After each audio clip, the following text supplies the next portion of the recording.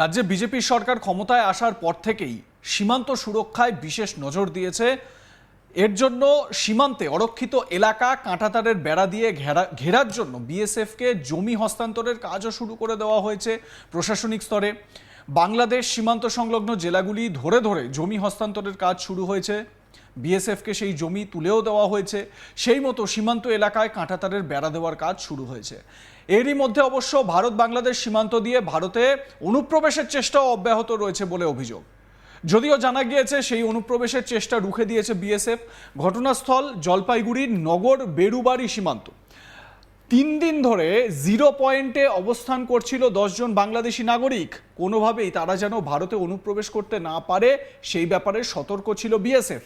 সীমান্ত এলাকার ভারতীয় নাগরিকদের অভিযোগ, এরা প্রত্যেকেই বাংলাদেশি, কিন্তু বাংলাদেশ সীমান্তরক্ষী বাহিনী জোর করে পঞ্চগড় জেলা দিয়ে তাদের ভারতে ঢোকানোর চেষ্টা করছে। কোনোভাবেই যেন বাংলাদেশিরা ভারতে প্রবেশ করে অশান্তি পাকাতে না পারে সেটাই চাইছেন সীমান্ত এলাকায় বসবাসকারী ভারতীয়রা। তো এই সীমান্ত এলাকার বাসিন্দারা যারা রয়েছেন তারা কি বলছেন, যুগল রায়, অলোক রায়, পরেশ রায়, ওই এলাকায় গিয়ে আমরা কথা বলেছিলাম তাদের সঙ্গে। কি বলছেন তারা শুনুন। 3 দিন থেকে বাংলাদেশের লোক 10 জন জিরো সীমানায় আছি। আচ্ছা, আমরা যেটা শুনতে পাচ্ছি যে ওখানকার যে এরা নাকি চাকলা থেকে ওই বিজেপি বাংলাদেশের যে বর্ডার গার্ড ওরা এদিকে নিয়ে আসছে, আমাদের ভারতে ওরা ঢুকিয়ে দিবে, প্রবেশ করাবে। তৎক্ষণে আমাদের বিএসএফ দেখতে পায়, দেখা মাত্রই তারা রুখে দেয়। আজকে নিয়ে 3 দিন তারা জিরো সীমানায় আছে। কি চাচ্ছেন আপনারা? আমরা চাচ্ছি যে ওরা বাংলাদেশি, যেহেতু ওদের বাংলাদেশের সরকার ওদেরকে নিয়ে যাক। আর আমরা আমাদের যে বিএসএফ কঠোর পাহারার মাধ্যমে আছে, তারা যেন আমাদের এদিকে ঢুকতে না পারে। আর আমরা ওদেরকে নিব কেন? বাংলাদেশি, তা আমরা কেন নিব ইন্ডিয়া, তাই না? হ্যাঁ। তো এখন এখানে কদিন ধরে আছে এরা? এরা মোটামুটি আজকে নিয়ে 3 দিন হলো। 3 দিন হচ্ছে। তো এখন তোমরা কি চাও? আমরা চাই ওদের যে বাংলাদেশি যে আছে এখানে, হ্যাঁ। ওদের দেশে ওরা নিয়ে যাও। হ্যাঁ। ঠিক আছে, ওদের বিজিবি যে আছে হ্যাঁ। ওরা নিয়ে যাও। নিয়ে আজকে নিয়ে হলো 3 দিন। হ্যাঁ। ওদের 2টা বাচ্চা আছে ছোট ছোট। হ্যাঁ। সেই বাচ্চাদের এখানে মানে 10 জন আছে টোটাল। 10 জনের প্রচুর অসুবিধা হচ্ছে। ঠিক আছে, এদেরকে এখানে নিয়ে আসছেটাকে বিজেপি নিয়ে আসছে? হ্যাঁ, বিজিবি নিয়ে আসছে। এবার এদেরকে বিজিবি নিয়ে আসে এখানে, এদেরকে মানে আমাদের ভারতে ইয়ে করবে, পাচার ওই করবে। লোকগুলোও তো বাংলাদেশে ফিরে যেতে চায়। হ্যাঁ, তাই না? ওরা বাংলাদেশে ফিরে যেতে চায়, কিন্তু ওরাও নিচ্ছে না, বিজেপি নিচ্ছে না। বিজিবি নিচ্ছে না। এবার আমরা তো নিব না, কারণ ভারত তো নিবে না, কারণ ওরা তো বাংলাদেশি। কাজটা করলো সেটা কি করলো?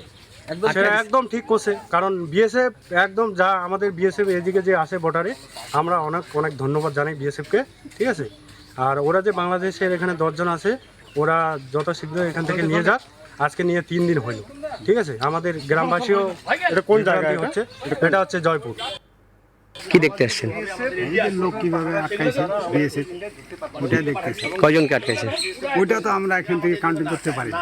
বাংলাদেশি লোকজন প্রচুর আছে ওখানে। বাংলাদেশের লোকজন শুনতেছি 2টা ফ্যামিলি আছে আটকানো বর্ডারে, জিরো পয়েন্টে, জিরো পয়েন্টে, ওইটা জিরো লাইনে। হ্যাঁ, আর বাংলাদেশিরা আসছে ওখানে অনেক। অনেক, হ্যাঁ, কি অনেক, ও একদম কাছাকাছি, একদম জিরো পয়েন্টে আছে বাংলাদেশে। বিএসএফ আটকাই দিছে? বিএসএফ ভালো করেছে এটা? ভালো করছে, কি খুব ভালো করছে কে বিএসএফ। কি করেছে ওরা? কি করেছে?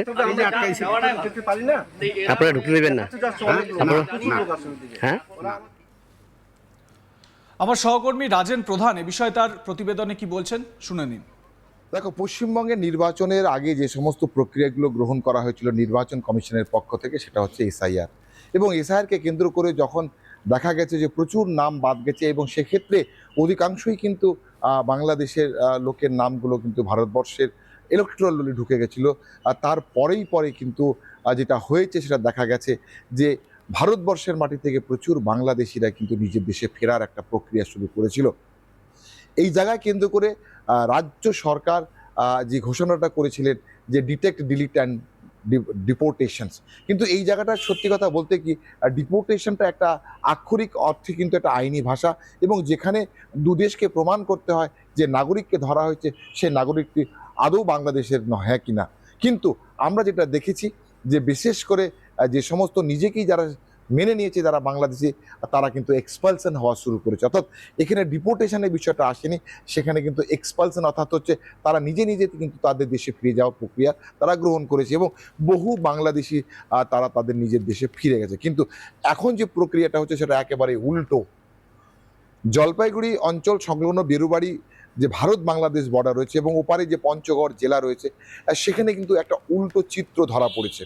আর সেই চিত্রটি একেবারে অবাক করার মতো। সেখানে বহু মানুষ এক এক করে, যেখানে কিন্তু বর্ডার ফেন্স নেই, আর সেখানে বিজিবি অর্থাৎ বর্ডার গার্ড অফ বাংলাদেশের সহযোগিতায় তাদেরকে আবার ভারতবর্ষে ফেরানোর একটা চেষ্টা কিন্তু বাংলাদেশ সরকারের পক্ষ থেকে করা হচ্ছে। কারণ বর্ডার গার্ড অফ বাংলাদেশ যে সৈন্যবাহিনী রয়েছে, তারা কিন্তু কোনো ধরনের আদেশ না পেলে এই ধরনের কাজে তারা কিন্তু যুক্ত হতেন না। আমরা যে ছবিটা দেখছি সেই ছবিতে দেখা যাচ্ছে যে বর্ডার গার্ডের সাথে কিন্তু প্রচুর বাংলাদেশিরা একসাথে বসে আলাপ আলোচনা গল্প করছে, কিন্তু আমাদের যে ভারত ভূখণ্ডে যে সমস্ত সীমাগুলো রয়েছে সেখানে কিন্তু বিএসএফ তৎপর। এবং পাশাপাশি গ্রামের মানুষ সঠিকভাবে এই সীমান্ত অঞ্চলকে বাঁচিয়ে রাখার জন্য এবং যেন অনুপ্রবেশকারী ঢুকতে না পারে তার চেয়েও বেশি তৎপর রয়েছে গ্রামবাসীরা। যখনই যে কোনো জায়গায় দেখছে যে বাংলাদেশি মানুষ আমাদের এই যে সমস্ত কাঁটাতার এলাকা যেখানে নেই, সেখান থেকে যারা এই ভারত ভূখণ্ডের চেষ্টা করছে, তাদেরকে প্রতিরোধ গড়ে তুলছে আমাদের ভারতীয় বর্ডার এরিয়া মানুষরা। এই জায়গা দাঁড়িয়ে বিএসএফ ক্রমাগত তাদের ডিউটি করছে বর্ডার এরিয়াতে, কিন্তু বাংলাদেশের এই ধরনের প্রক্রিয়াটা কিন্তু সত্যি একটা বিস্ময়কর, যেখানে স্বয়ং বাংলাদেশ সৈন্যবাহিনী বাংলাদেশিদের ভারতীয় ভূখণ্ডে ঢোকানোর চেষ্টায় লিপ্ত রয়েছে।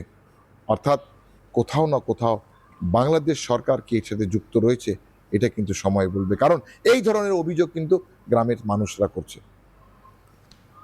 অবশেষে বিএসএফ এবং বর্ডার গার্ড এই দুজনের পক্ষ থেকে তার আধিকারিক স্তরে আলোচনা চলছে। এখনও কিন্তু সমস্যা মেটেনি। যে সমস্ত মানুষরা রয়েছে তারা আদৌ তাদেরকে ডিটেনশন ক্যাম্পে নিয়ে যাওয়া হবে কি হবে না বাংলাদেশের, অথবা আমাদের এই অঞ্চলে যে সমস্ত মানুষরা ঢোকার চেষ্টা করছে তাদেরকে রুখতে প্রয়াস চেষ্টা হবে, সফল হবে কি হবে না সেটা কিন্তু সময় বলবে। সম্প্রতি নিউ টাউনে মুখ্যমন্ত্রী শুভেন্দু অধিকারী বিএসএফকে জমি হস্তান্তর এবং ডিপোর্ট করা নিয়ে কি মন্তব্য করেছেন শুনুন। সবচেয়ে বড় ইস্যু ছিল সীমান্ত সুরক্ষা, অবৈধ অনুপ্রবেশকারী। আমরা বিএসএফকে ল্যান্ড হ্যান্ডওভারের প্রক্রিয়া শুরু করেছি, প্রত্যেক দিনই ল্যান্ড দিচ্ছি। এখনো পর্যন্ত আমাদের যে 556 কিলোমিটার জায়গাতে জমি দিতে হবে, আমরা 100 কিলোমিটার মতো জমি হ্যান্ডওভার করে দিয়েছি।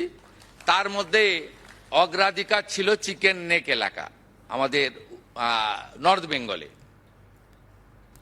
লাইক কমেন্ট শেয়ার করে আপনাদের মতামত জানান। দেখতে থাকুন আজ তাক বাংলা, সাবস্ক্রাইব করুন আমাদের ইউটিউব চ্যানেলটি।